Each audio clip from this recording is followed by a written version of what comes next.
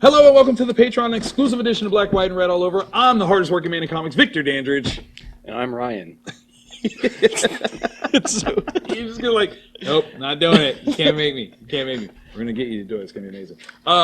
This time around, we are going to get into Batman: Curse of the White Knight #1 from Sean Murphy with Matt Hollingsworth on colors.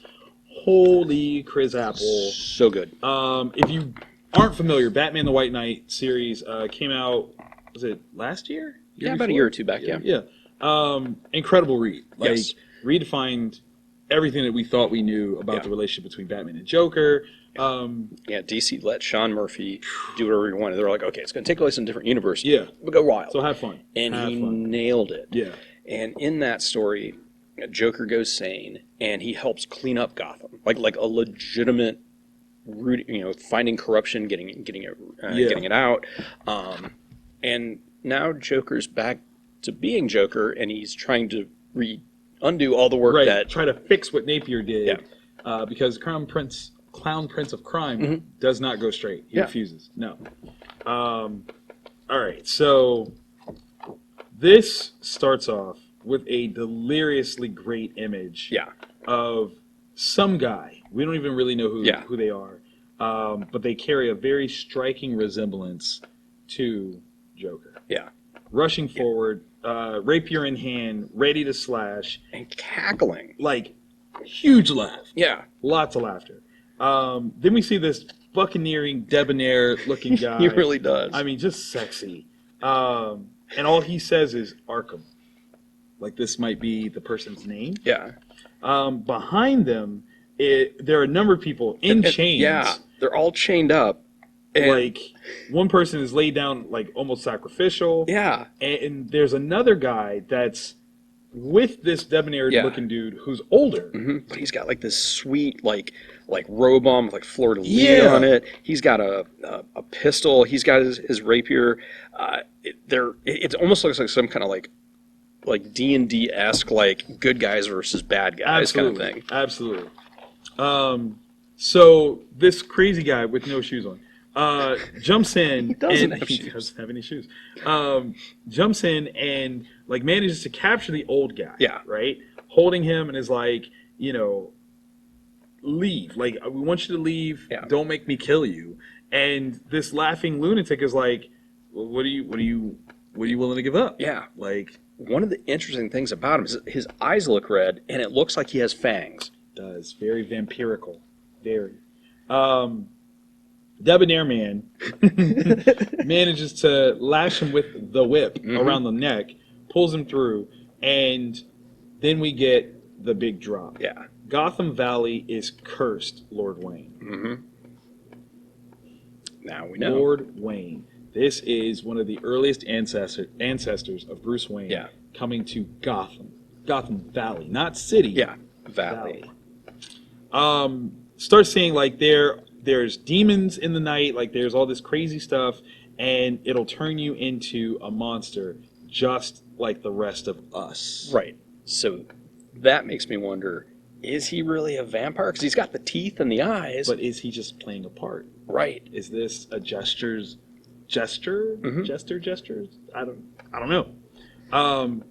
And Lord Wayne says, "Sorry, Laffy." Laffy. Yeah.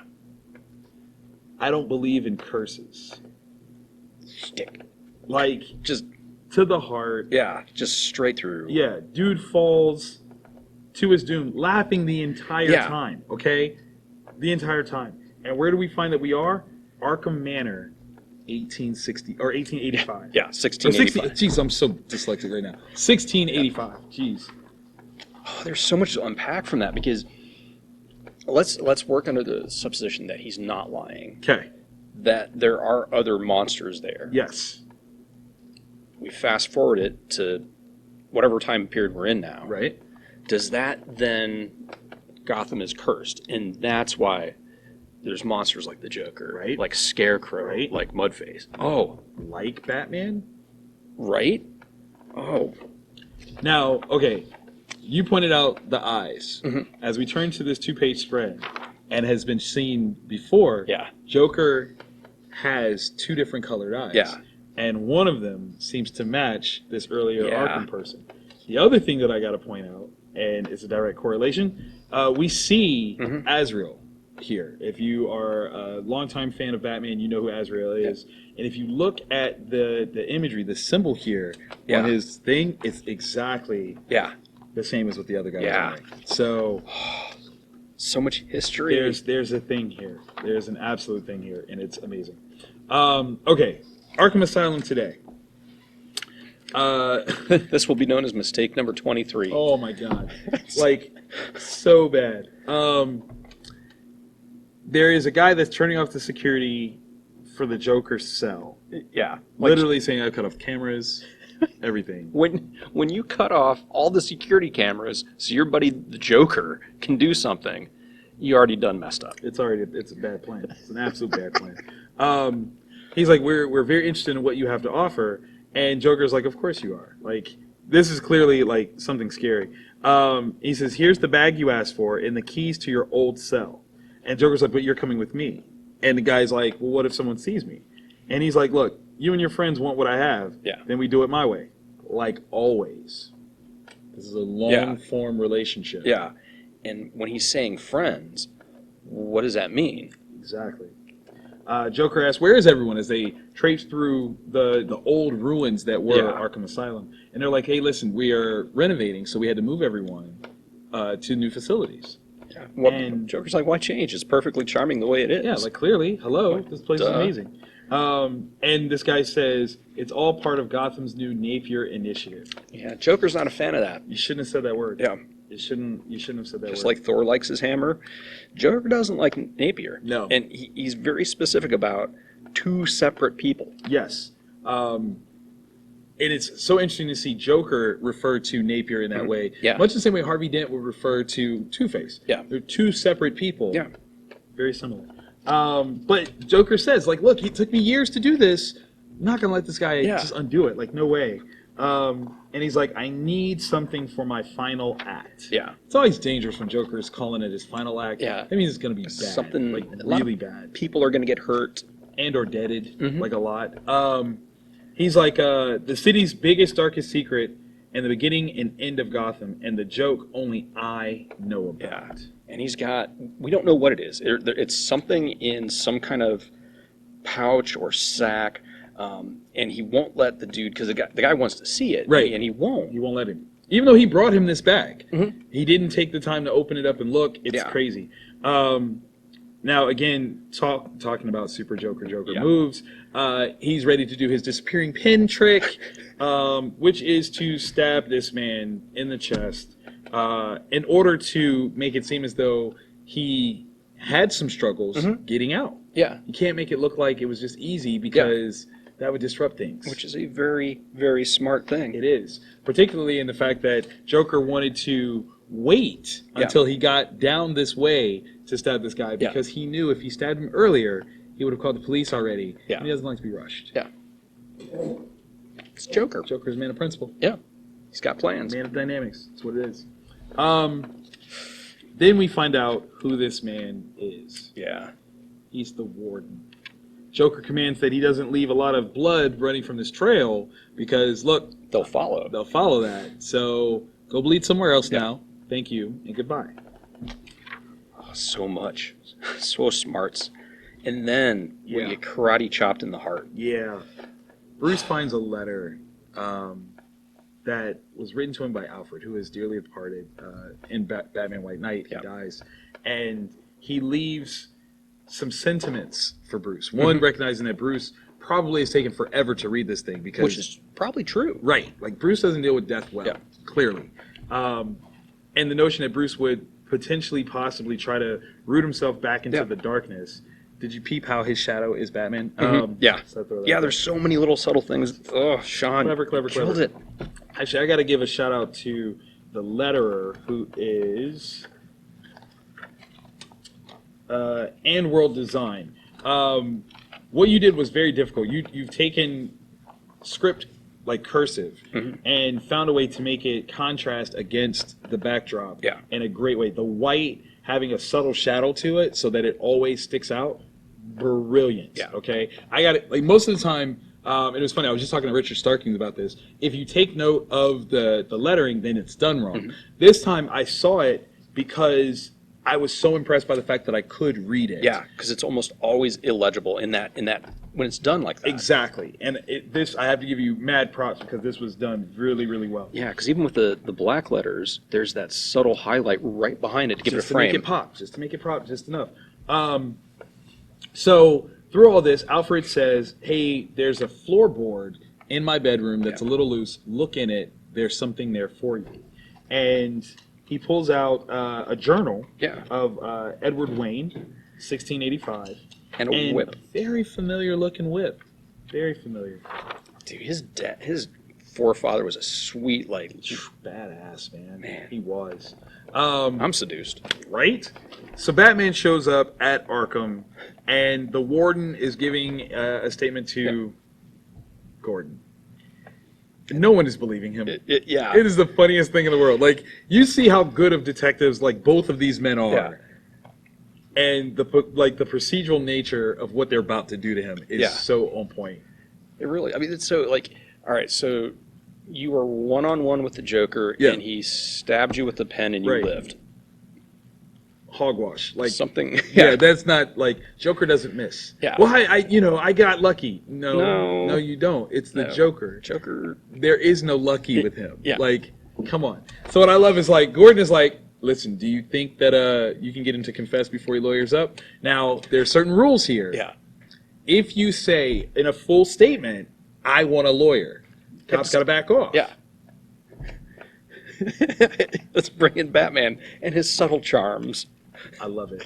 So Batman real quick is like, you were stabbed right here in this hallway? And the guy's like, yes. He's like, wrong. Like, that's I gave you a chance. I know you were going to lie. And I'm going to tell you why you're wrong. Boom. He's like, an attack like that creates cast-off patterns and spatter on the wall, not a clean puddle of blood on the floor. What are you saying? Do you want to tell us where the Joker really stabbed you, or do you just want do you just want us to arrest you for helping him escape? I think I need my... Where's the Joker? I don't know. I know he went to his cell and left. He didn't manage to say lawyer. He didn't manage to say it. But which actor voice did you hear it in? Oh, I heard it in, it was definitely Christian Bale. Yeah, me too. 100% Christian Bale. And then the warden's like, wait, I'm not saying anything until I see my attorney. Batman walks off. Too late. You got Batman. You've already said what I needed you to say. And we can hold it against you because you hadn't asked for your lawyer yet. Ha! Ha! And chances are, even if he was like, no, I asked for my lawyer, Batman would play it back for him. Yeah. He's like, you didn't finish saying lawyer. Like, you could have said, I want my mom. I want my pizza. I want my maple. Like, I don't know what you could have said, but you didn't say lawyer. Yeah. Ha. They get down there, and of course, right there right outside the door is that splatter pattern that he was talking about. And he's digging around, finds a trapdoor, secret passageway, and steps in. And this is in Joker's old cell. I wouldn't.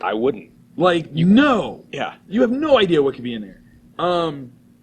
Upon looking around, they find that it's an old well that's been sealed up, and there is a body that has been buried there for centuries. Which is crazy.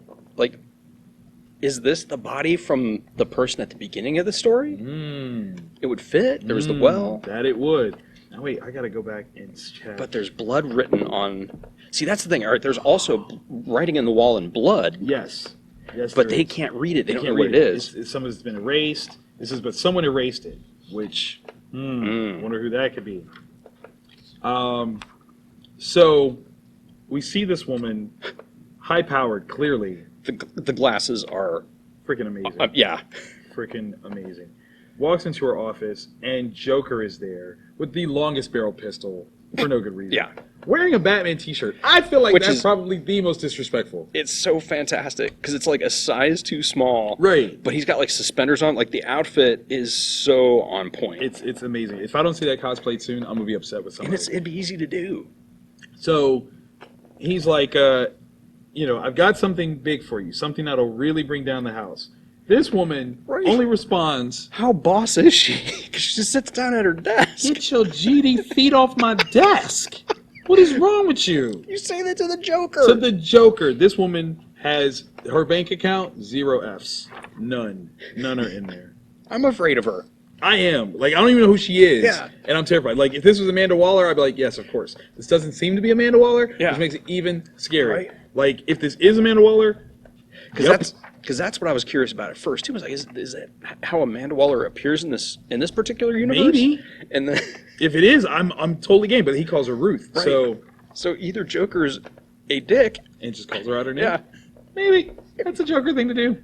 All right. So in the previous incarnation, Nightwing and Batgirl both joined the GCPD after things are happened and Batman's kind of outed for his. I don't know, allowance of things that are happening. Yeah, the vigilante style. Yeah. Like there's no oversight. We're not actually following the law or civil rights or anything. Right. It makes a very good point was made. Yeah. Like Dick is making a point of saying like, listen, things have changed. Yeah. Join us and help us like maintain the right order the right way. Yeah. And it's a very heartfelt plea. I can understand. Yeah. Like no one else could make that plea to Bruce. Yeah. It has to be Dick. Yeah. If anyone else tries to do it, it's not authentic at all. And really, like Bruce is like, Napier took away what I am. Mm-hmm. Like in a way, he truly defeated the Batman. Yeah. And I can't join you because I don't even know how much longer I have left to be Batman. Yeah. Like this. He ultimately showed me like what I'm doing cannot work long term. Yeah, it can't. Which is kind of crazy. Like it took someone not being the Joker, right, to defeat Batman. Yeah, because Joker couldn't do it. And it was oh my god, like the notion of Batman saying that I failed, and it was all because Joker rubbed his face in it. Yeah, it's really like the way this whole thing is broken down. Of like that's the conversation, and then this is Bruce. Yeah, just like. Bearing his soul here. It's fantastic. What's funny is like I had a moment of dread because I have a series coming out called The Night Watch, and it hints at this tone here, and I was like, oh god, no, please don't do it. No. So hopefully I still have time to get the story out and make people love it. So we got this guy who is hella military, friggin' awesome, big burly guy. Yeah. Buck naked at a doctor's appointment. And come to find out, he is clearly suffering from some sort of, carcinogen, some form of cancer, even though he's like, look, I quit smoking years ago. And they're like, yeah, but you were military. You've been exposed to many, many things. Yeah, and he refuses to talk about it. Right. So, like, what secret stuff did he have to go through? Who knows? This tattoo on his arm, though. It's something... something war quench them swords, the blood of angels. It's very intricate, very cool, though. But he starts, like, wigging out. Yeah. Like, something is wrong with him. Like, he's having a hallucination, an episode. Yeah. Clearly, he doesn't have any clothes on, so he's rushing out into the hallway. An orderly tries to help. It doesn't go well for the orderly or the wall. At all. It's colored. Very splatter painted. And it leads him into the chapel. Yeah. And he runs in and just kind of throws himself on the floor, accidentally, spreads some candle flame. Yeah. It's rough. The people that are in the chapel are like, we got to go. Because they're like, there's this giant naked dude. And you can tell he's not happy with himself. No, not at all. Not at all. He's suffering here. So then we get a new try. Batgirl, in her own way, is so fantastic and fun and brilliant.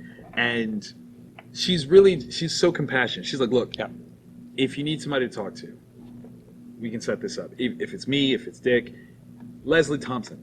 Yeah. Let us get you someone in your corner that you can open up to about this. Like, this is so much, like, it's so important. Yeah. And the Batmobiles underneath. It's just beautiful. Just loved it. All of them. Movie style, TV style, all of it. So he's like, look, let's talk about the case. The bones that I found absolutely are 300 years old. Mm-hmm. I believe they belong to Lafayette Arkham. Yeah. And of course, she's like, "Wait, the vampire, Laffy? Yeah. Like from the poem?" And she knows the poem and recites it. Laffy Arkham in the wood, eating children when he could, underneath a moon of blood, swept away before the flood. Terrible, terrible, terrible. Flood, which sets the tone. Gotham City has lots of bays and harbors and whatnot. Yeah. If it started off as a valley, okay, just They're so, like... right? That's all I'm saying. So let's see. Dad used to recite the poem on Halloween to scare the ass out of me. Yeah. He thought it was hilarious. Arkham was a British general Yeah. who controlled Gotham Valley in the 1600s. And a vampire. And a vampire. I love it how he just kind of glares at her like, really? That's what we're doing? Like, we believe in vampires? And she's not wrong. It's Gotham. Like how out of place would that be? Right. Like, come on. Let's be honest here. So she's like, how do you know this was him? This is Arkham suffered from consumption, or as we now call it, tuberculosis. The bone marrow samples tested positive. That's pretty conclusive. Right? She's like, yeah, but a lot of people had tuberculosis back then. Fair. Right? Arkham also had a spinal hump. Here's the where you can see it. Yep. It's definitely him. She's like, yeah, but what about the medallion you found near the body, and what did the blood message say? He's like, I'm not sure yet, but there's something else. I found this chest under Alfred's bed. This was what he was referring to in the note that he left me. And inside was the journal of Edmund Wayne, the first Wayne ever to come to Gotham. She's like 1685. Same age as them bones. Boom, okay? Conclusive is conclusive. She's like, that's a really bizarre coincidence. Yeah. Okay, what does the journal say? He's like, it's 300-year-old, like, yeah. He's got journal. It's not. It's gonna take some steps. Got to restore it. Got to keep it safe. Too brittle to open. Can't do it. But that wasn't the only thing in there. There was this whip made from bat leather. Right. How much bat does it take to make a belt? All of it. Be a leather. All of it. Is it bat wings? Is it like what? Oh my gosh. Skin and bats, baby. That's what them Waynes was good for. In fact, if you go back and you watch Batman v Superman, the statement is what made the Waynes their fortune. They were hunters, and they sold pelts. Booyah! Giving it all. So he's like, I don't know what Joker has, but it goes all the way back to the founding of Gotham City, and somehow involves the Waynes. So we got to get to this. Which is crazy.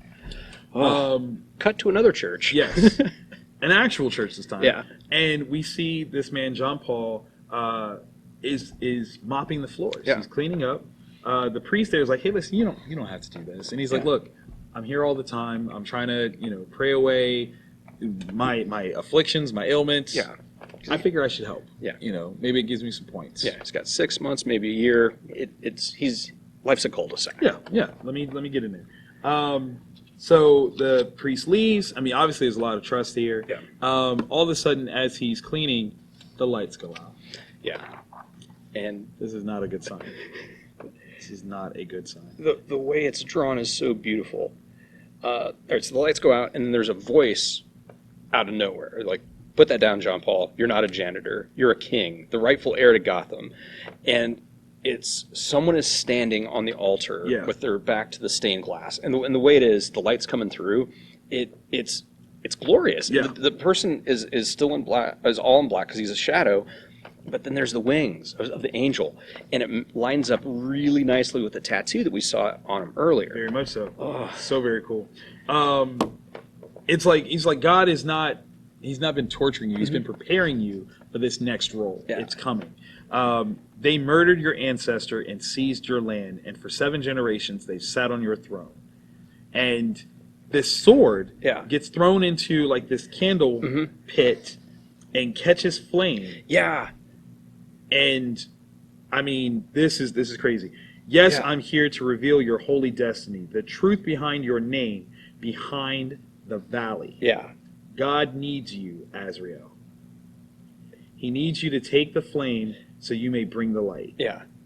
To correct the sin that has spread darkness through your kingdom by slaying the demon, the man whose family has cursed Gotham. Bruce Wayne. And we see that the person that's in the shadow is actually Joker. That's the end of this issue. Let me reveal what I saw when we went back. Okay. this sword that Jean Paul is wielding right now is the sword that Edmund Wayne wielded. That's what he used to stab. Because that would be in the... That was the one. That's what was in there. Presumably, what was possibly written in blood could have been written by Laffy. Yeah, that is the same sword. Yes, it is. Yes, it is. Considering that the older gentleman possibly could have been a sponsor for the Waynes to get there. Yeah. That the notion of the valley, Gotham Valley, was this guy's name. Yeah. Like that's where Jean Paul Valley comes from. Yeah. And somehow, some kind of way, the Edmund Wayne turned on him, flooded the valley in order to create Gotham City, and took over as the Waynes. Oh my gosh, it's so beautiful. There's like, if that's part of the history, I'm sold. I'm there. Right? I'm with it 100%. Oh. Don't make it Black Label. Make that like the actual. Yes. Right? Continuity all day, every day. That's the real of it all. Wow. This book, friggin' phenomenal. Yes. Thank you guys for being our Patreon members. We thoroughly appreciate it.